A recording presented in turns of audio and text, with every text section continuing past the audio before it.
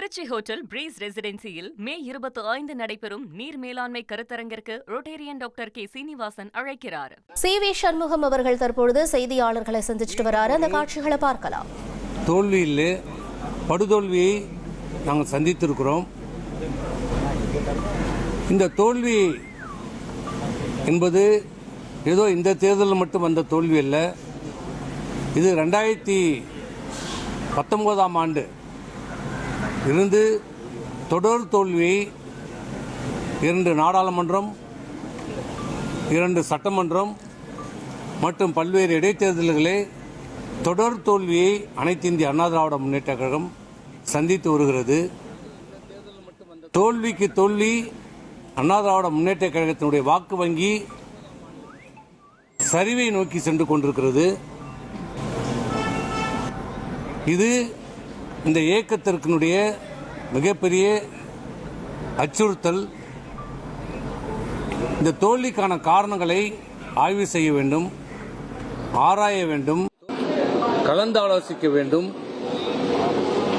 அனைத்து இந்திய அண்ணா திராவிட முன்னேற்ற கழகத்தை மீண்டும் எப்படி வெற்றி பாதைக்கு கொண்டு வர வேண்டும், இயக்கத்தை வலிமைப்படுத்த வேண்டும், புத்துயிரை ஊட்ட வேண்டும், இளைஞர்களை இந்த இயக்கத்தில் இணைத்து ஒரு வளர்ச்சி பாதையிலே கொண்டு செல்ல வேண்டும் என்று காரணத்திற்காக நாங்கள் எல்லாம் இந்த தோல்விக்கு பிறகு கோரிக்கை வைத்தோம். இதை பற்றி கலந்தாலோசிக்க வேண்டும் என்று சொன்னோம். கடந்த 2024 நடைபெற்ற நாடாளுமன்ற தேர்தல், அந்த தேர்தல் தோல்விக்கு பிறகும் நாங்கள் சொன்னோம், நாங்கள் சந்தித்து பேசினோம். நாங்கள் ஒரு 6 பேர் சந்தித்து அவர் வீட்டில் பேசினோம். தனியாக சொன்னோம், இனியும் இந்த நிலை தொடர்ந்தால் நாம் எதிர்காலத்தில் வெற்றி பெற முடியாது. பிரிந்து சென்றவர்கள், நீக்கப்பட்டவர்கள் அனைவரையும் ஒருங்கிணைத்து ஒரு வலிமையான அனைத்து இந்திய அண்ணா திராவிடத்தை முன்னெடுக்க வேண்டும் என்ற கோரிக்கை அன்றைக்கு வைத்தபோது அதை நிராகரித்தார், ஏற்றுக்கொள்ள மறுத்தார், செவி கொடுக்க மறுத்தார். அது மட்டுமல்ல, அன்றைக்கும் சொன்னோம், இதை நாம் விவாதிக்க வேண்டும் என்று சொன்னோம். அதை மறுத்துவிட்டு அன்றைக்கு தலைமை கழகத்திலே ஒவ்வொரு மாவட்ட கழகமாக கூட்டி அன்றைக்கு அதை திசை திருப்பினார். தோல்விக்கான காரணத்தை ஆய்வு செய்யப்படவில்லை. அந்த மாவட்ட செயலாளர் கூட்டத்திலே ஆய்வு செய்யப்படவில்லை. அன்றைக்கு உண்மையான ஒரு ஆய்வுக் கூட்டம் நடைபெற்றிருந்தால் இந்த இயக்கத்தில் என்ன நடைபெற்றுக் கொண்டிருக்கிறது என்ற உண்மை நிர்வாகிகளுக்கு தெரிஞ்சிருக்கும். ஏன்னா அது அவருக்கு தெரியும். ஆனால் அதை செய்ய தவறிவிட்டார்.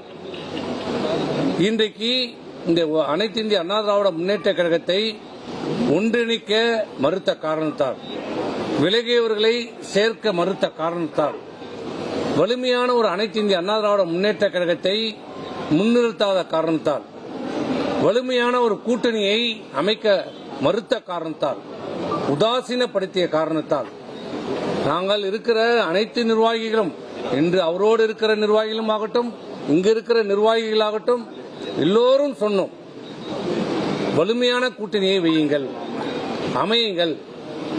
இன்றைக்கு நமக்கு தேவை தமிழக வெற்றி கூட்டணியோடு கூட்டணி வையுங்கள் என்று அத்தனை பேரும் சொன்னோம். தமிழக வெற்றி கழகத்தின் சார்பாகவும் கூட்டணி வைப்பதற்கு நம்மோடு பேச்சு நடத்தினார்கள். இன்று அவர் இல்லை என்று மறுக்கலாம். ஆனால் உண்மை அதுதான், நிதர்சனமான உண்மை அதுதான். ஆனால் அவர்களை கூட்டணி பேச வந்தவர்களை உதாசீனப்படுத்தினார். கூட்டணி எப்படியெல்லாம் அமையக்கூடாது என்பதற்காக எப்படியெல்லாம் பேச வேண்டுமோ அதையெல்லாம் பேசி அவர்களை வெளியேற்றுவதிலே குறியாக இருந்தார். தமிழக வெற்றி கழகத்தை மட்டுமல்ல, தேசிய முற்போக்கு திராவிட கழகத்தையும் சேர்ப்பதற்கு அவருக்கு மனமில்லை. அதை 0.5% கட்சி என்று சொன்னார். இப்படி சொன்னால் எந்த கட்சி ஏற்றுக்கொள்ளும்? தாங்கிக் கொள்வார்கள். அவர்களையும் வலுக்கட்டாயமாக இந்த கூட்டிலிருந்து வெளியேற்றப்பட்டார்கள். இப்படி யாரையுமே அரவணைக்காமல் டாக்டர் கிருஷ்ணசாமி இப்படி யாரையுமே அரவணைக்காமல் நான் மட்டும் இருந்தால் போதும், எனக்கு மட்டும்தான் வாக்களிப்பார்கள் என்ற மனநிலையிலே யாரையுமே அரவணைக்காமல் இயக்கத்திலே விட்டு சென்ற இந்த இயக்கத்திற்காக ஒரு காலத்தில் பாடுபட்டவர்கள் ஏதோ ஒரு காரணத்திற்காக அவர் தவறு செய்திருந்தாலும் அவர் திருந்தி நான் இந்த இயக்கத்திலே வருகிறேன், எனக்கு எந்த பொறுப்பும் வேண்டாம், ஒரு உறுப்பினராக இருக்கிறேன் என்று கடைசி வரைக்கும் ஓபிஎஸ் சொன்னார். அவர் திராவிட முன்னேற்ற கழகத்தில் சேருவதற்கு முன்னால் கூட சொன்னார், என்னை அனைத்து இந்திய அண்ணா திராவிட முன்னேற்ற கழகத்திலே ஒரு உறுப்பினராக என்னை இணைத்துக் கொள்ளுங்கள் என்று சொன்னார். ஆனால் அதையும் ஏற்றுக்கொள்ள மறுத்தார். நான் சேர்க்க மாட்டேன், எந்த காரணத்தை கொண்டும் அந்த 4 பேரை நான் சேர்க்க மாட்டேன் என்று சொன்னார். இப்படி ஆனால் இன்றைக்கு ஒரு அறிக்கை விட்டிருக்கிறார். எப்போது கண்கட்ட பிறகு சூரிய நமஸ்காரம். என்ன சொல்லுகிறார் அந்த அறிக்கையிலே? இன்று வரை இயக்கத்திற்கு துரோகம் செய்தவர்கள் மீது நடவடிக்கை எடுப்பதும் அவர்கள் திருந்தினால் தாயுள்ளத்துடன் மீண்டும் ஏற்றுக்கொள்ளவும்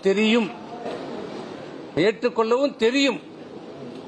அவர்களின் வழிகாட்டலின்படியே இன்று நாம் செயலாற்றி வருகிறோம். அப்படியா செயலாற்றீங்க? இன்றைக்கு தனக்கு தன்னுடைய பொறுப்புக்கு பாதிப்பு வருகிறது என்ற உடனே தவறு செய்தவர்கள் திருந்தி வந்தால் நாங்கள் ஏற்றுக்கொள்வோம் என்று சொல்லுகிறார். இது ஏன் கடந்த காலத்திலே செய்திருந்தால், இருந்தவர்களை இணைத்திருந்தால், ஒருங்கிணைத்திருந்தால் இந்த நிலைமை ஏன் அனைத்து இந்திய அண்ணா திராவிட முன்னேற்ற கழகத்துக்கு இன்று ஏற்பட்டிருக்கும்? இன்றைக்கு எடப்பாடி பழனிசாமி தமிழ்நாட்டினுடைய முதலமைச்சராக வந்திருப்பார். இல்லை என்றாலும் அவருடைய கண்ணசைவிலே ஆட்சி அமைந்திருக்கும். அதை தடுத்தது யார்? அதை கெடுத்தது யார்?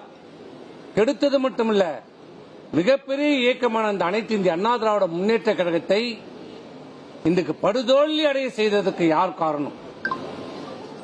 எல்லாம் செய்துவிட்டு தங்களை நல்லவர்களைப் போல இன்றைக்கு அடையாளம் காட்டிக் கொண்டிருக்கிறார்கள். நாங்கள் ஏதோ துரோகம் செய்து விட்டதாகவும், நாங்கள் ஏதோ இந்த இயக்கத்தை பிளவுபடுத்துவதாகவும் இன்றைக்கு செய்திகள் செல்கிறார். அன்றைக்கு நாங்கள் பேட்டி கொடுத்தோமே தவிர எங்களுடைய நிலைப்பாட்டை சொன்னோம். அதுக்கப்புறம் இன்னைக்கு தான் நாங்கள் வரோம். நாங்கள் யாரை பற்றியும் குறை சொல்லல. இன்னைக்கு இருக்கிற எடப்பாடி பொதுச் செயலாளர் எடப்பாடியை பற்றியும் நான் எந்த குறையும் சொல்லவில்லை. அவர் செய்திருக்கிற தவறுகளை தான் நாங்கள் சுட்டிக்காட்டணும். தனிப்பட்ட முறையில் நாங்கள் யாரையுமே தவறாகவோ விமர்சனம் செய்யவில்லை, இப்பயும் செய்யவில்லை, நாளைக்கும் நாங்கள் செய்ய மாட்டோம். ஏன்னா நாங்கள் எல்லாம் ஒரு காலத்தில் ஒன்றாக பயணித்தவர்கள், செய்ய மாட்டோம். ஆனால் அங்கே என்ன நடக்கிறது? எங்களை பற்றி, என்னை பற்றி, குடும்பத்தை பற்றி, உங்களுடன் இருந்தால் நான் நல்லவன், நான் இல்லை என்றால் நான் துரோகி, என்னை பற்றி விமர்சிப்பது, குடும்பத்தை பற்றி விமர்சிப்பது, இதுதான் உங்க தலைமை பதவிக்கு தகுதியா? எங்களுக்கு பேச தெரியாதா? பேச வேண்டுமென்றால் எல்லாம் பேசலாம், ஆனால் நாங்கள் பேச மாட்டோம்.